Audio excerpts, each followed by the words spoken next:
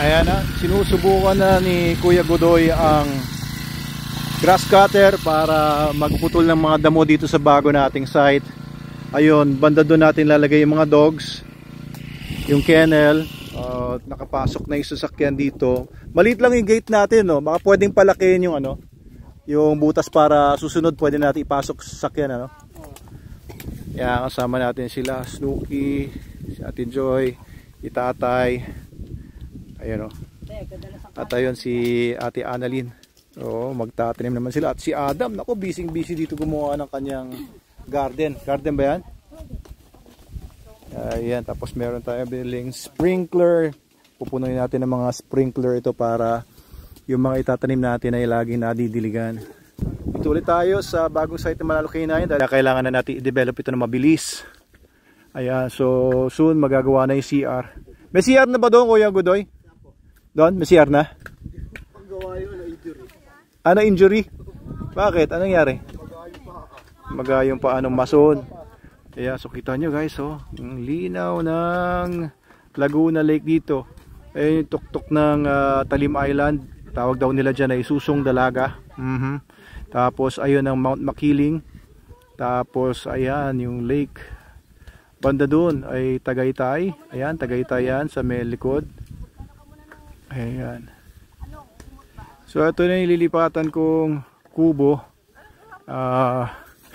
Malapit na nilang matapos.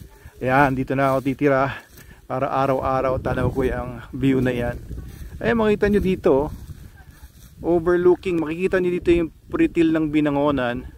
Ayun yung Pritil ng Binangonan, yung boat port. Ayan, yung may pulang bubong, yan ang boat port ng Binangonan, papunta sa iba-ibang mga lugar sa isla. Yung Talim Island kasi, yung may Susong Dalaga na yon, ay merong mga 8 na barangay, kasama yung barangay Subay kung saan nakatira ang pamilya ni Mrs. Ayan naman, kita nyo. Iyan ang maganda dyan. View ng Manila. Ayan. Pagkagabi, ang ganda siguro nyan. Hindi ko pa natatanaw yan pagkagabi. Banda dito, Alabang. Ayan. Tapos, ayan, may mga magandang puno dito. So, dito sa likod na to, ilalagay yung site ng mga kennels, dog training hall. Diyan natin ilalagay. So, ipapaklear ko itong mga damong ito para alam natin kung paano para mailagay na rin dito the next few days yung ating mga materials para ma-build yung training hall dyan. Alright, so this is another afternoon of activities here sa bago nating site. At ayan, gagawin nga natin yung mga magagawa natin dito para makalipat na tayo dito from Manalo K9 Makamot, magiging Manalo K9 Mahabang, parang Binangonan na. And hopefully guys, no, pasyal kayo dito kapag ready na.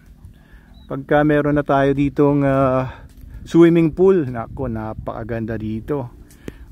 Swimming pool, mga cottages.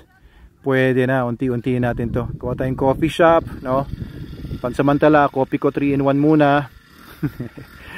And then, gawin natin maganda itong lugar na to para sa ating mga mga super doggers, mga meta animal family. Ayan, pagagandahin po natin ang pagagandahin to.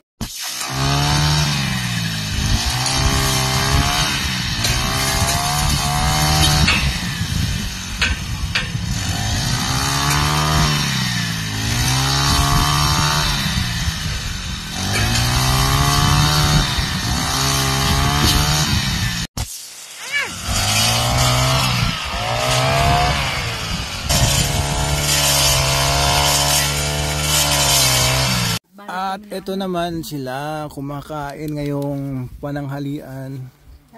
Ayan, anong oras na ba? 1:30 na pala eh. Oo nga. At ayan sila, Kuya Godoy. Sila naman ang mag-grass cutter. Si ano pala? Kuya Godoy. Sino yun? Pangalan itong grass cutter people natin.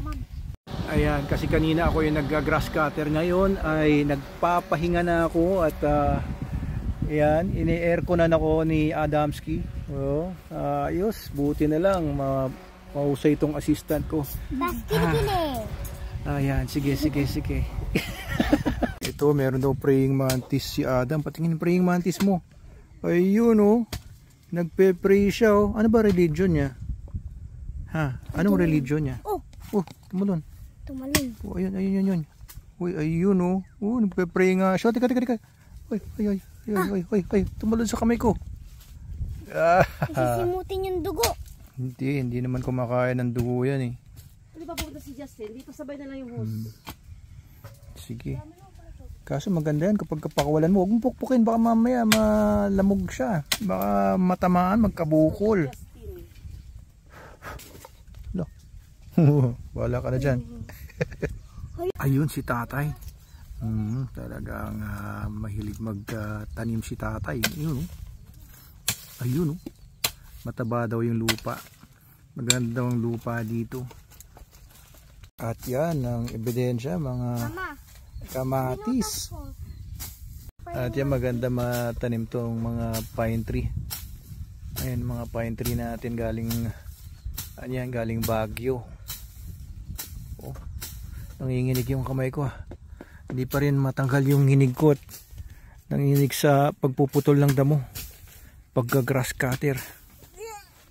Tapos yung mga saging na yun, sabi ni tatay, kumpul-kumpul na daw, pag-iwalay-walay niya para hindi sila nagsisiksikan doon, para maganda rin tumubo yung tumubo ng maganda at mamunga ng marami.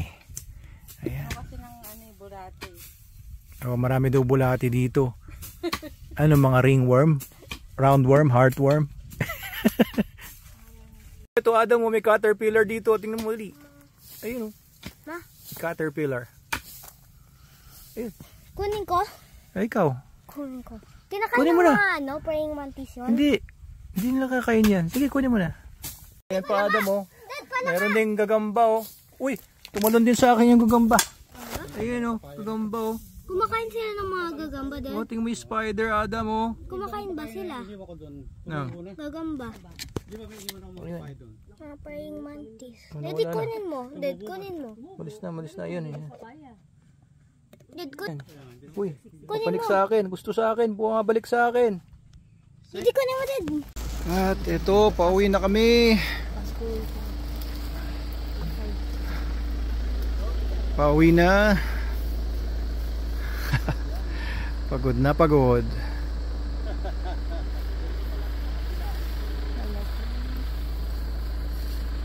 Yun, ang pamatay na sunset dito. Tignan muna natin habang pinapalamig ko ang kotse.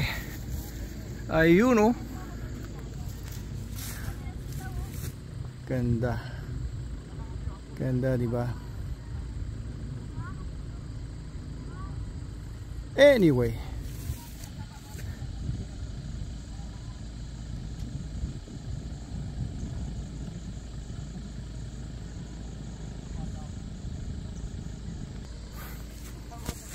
Ayun guys, pasensya na kayo, hindi ako nakapag-vlog today ng maayos. Updates na lang muna dito sa bagong Manalo K9 site.